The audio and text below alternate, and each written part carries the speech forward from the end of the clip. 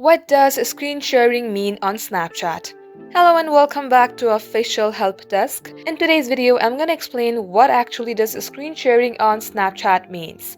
So let us get started. So screen sharing on Snapchat allows users to share what they see on their device screen in real time.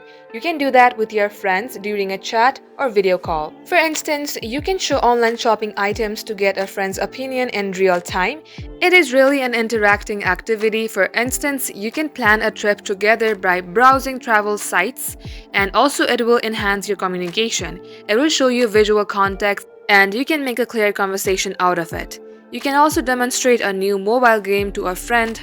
And these are some of various things that you can do if you share screen with your friends on Snapchat.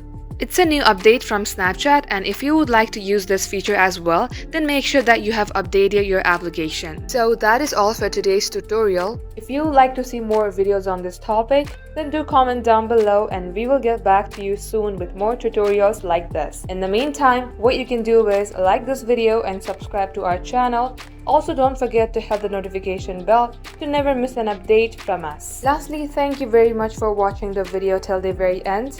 We will catch you up in our next upload.